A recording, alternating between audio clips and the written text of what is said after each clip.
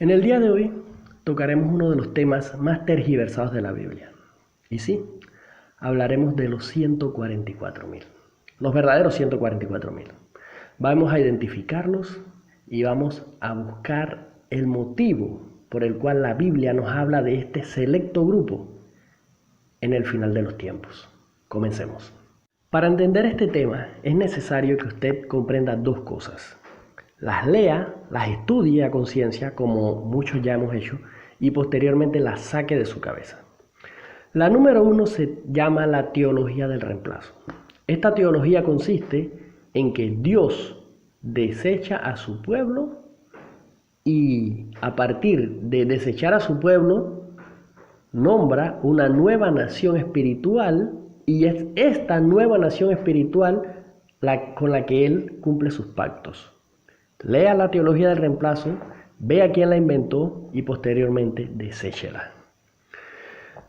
La otra teoría que usted también debe de leer, aprenderse y después desechar es de que los judíos son la entera totalidad de la nación de Israel. Esta también, léala, apréndala, estúdiela y posteriormente deséchela. Yo les hablaré un poquito de ambas.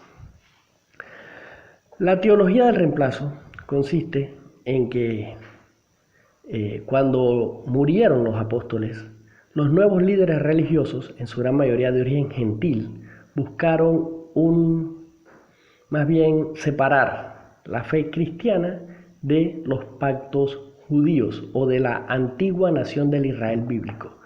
Y basados en esto, empezaron a decir que las maldiciones de Deuteronomio 30 y de Levítico 26 se aplicaban única y exclusivamente a Israel y que las bendiciones de ahí en adelante se aplicaban al pueblo cristiano y que era el pueblo cristiano el que ahora heredaba todas las bendiciones y que los judíos o la antigua nación de Israel heredaban las maldiciones. Tome esto en cuenta. Lógicamente esta teoría, al pasar los años, al pasar los siglos, fue evolucionando y es lo que recibimos hoy de parte de las religiones.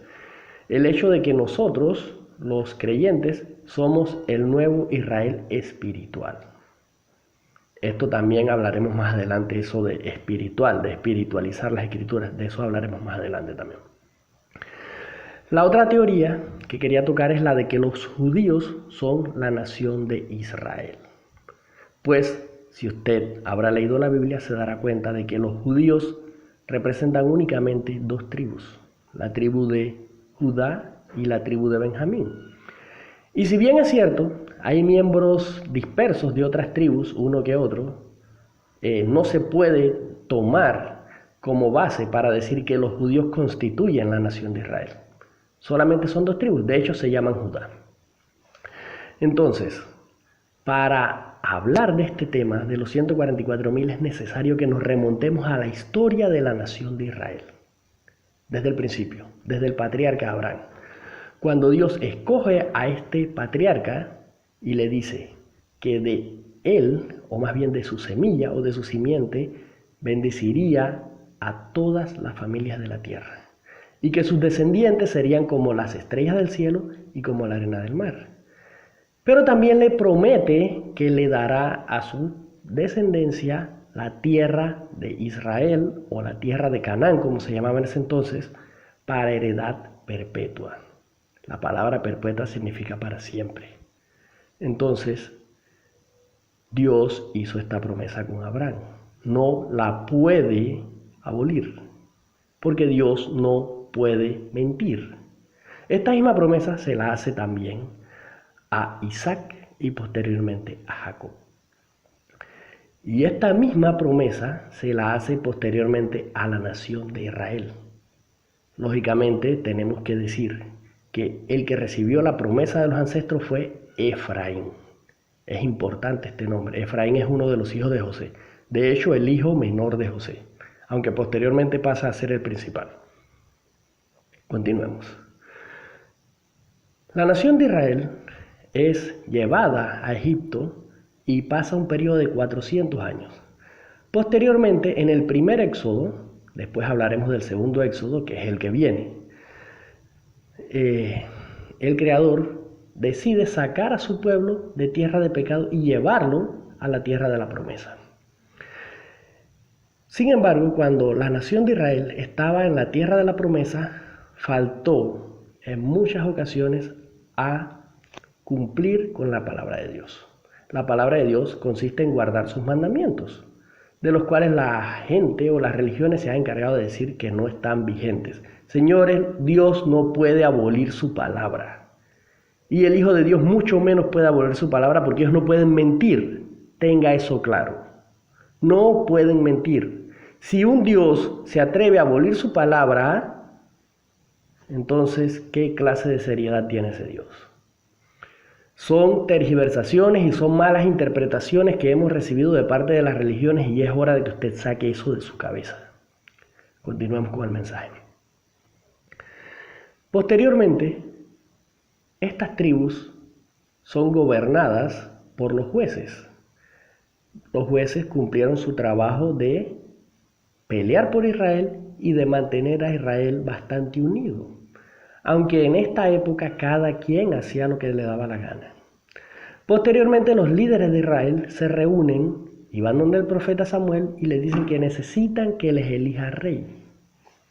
Posteriormente es ungido el rey Saúl, posteriormente el rey David y posteriormente el rey Salomón.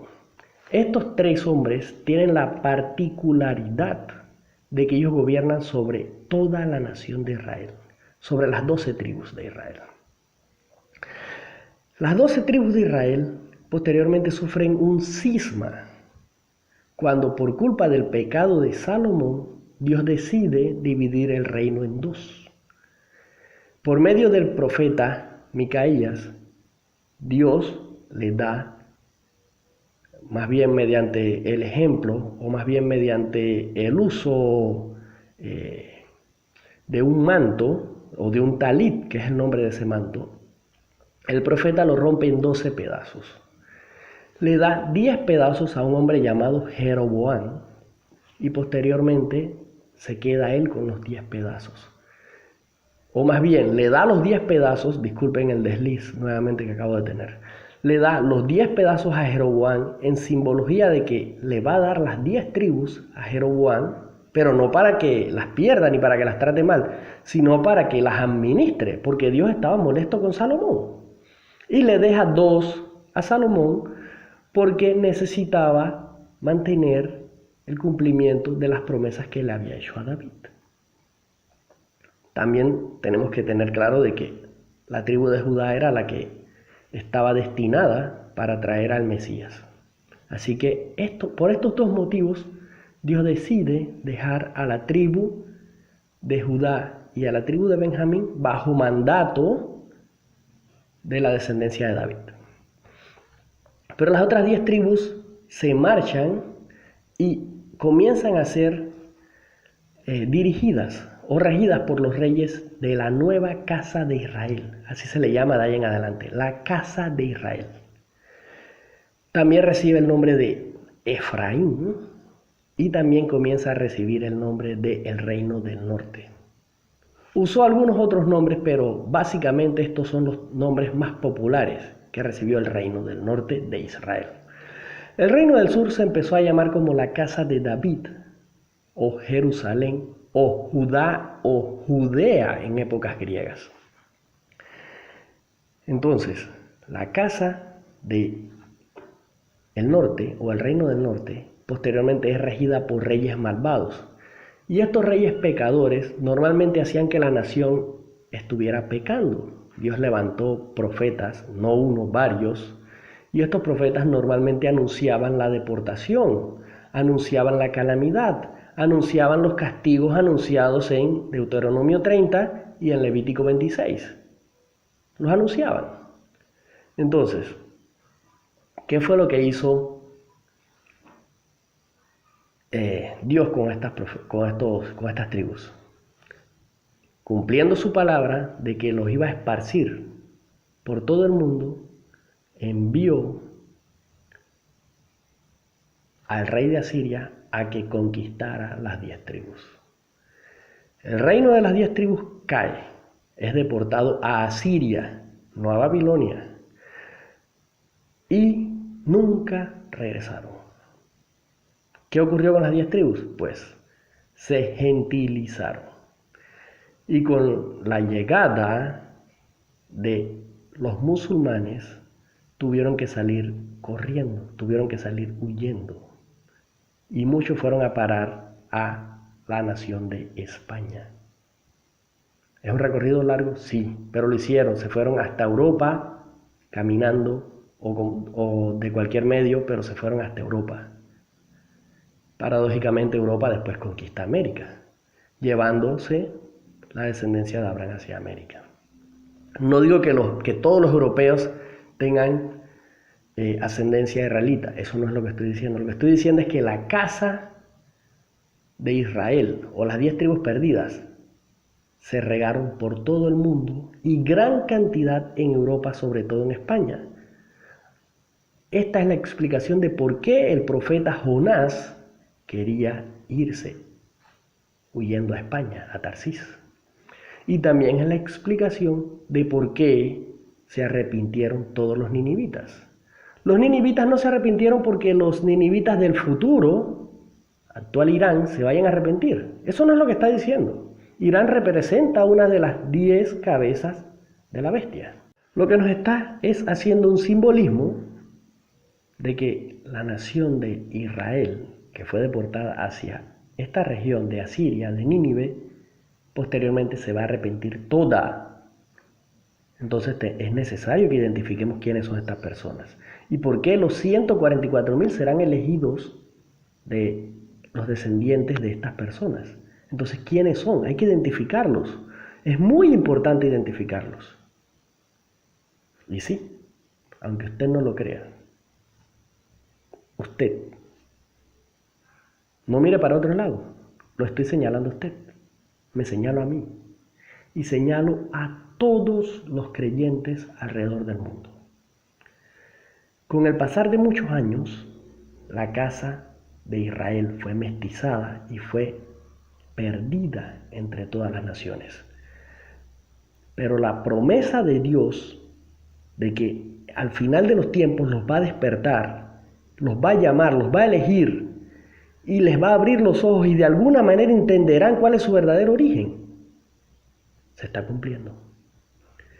Millones y millones de personas a nivel mundial están despertando a todos los engaños religiosos y a todos los engaños político, geográfico, histórico, etc. Y están buscando respuestas. Y esa respuesta es que usted es miembro de la casa perdida de Israel. Entonces, vamos a dejarlo aquí en este momento, porque es necesario que nuevamente me ponga a redactar el análisis del siguiente video. Nos vemos en una o 2 horas para hablar del segundo capítulo. Es necesario que lleven la secuencia. Nos vemos en el siguiente capítulo. Un saludo.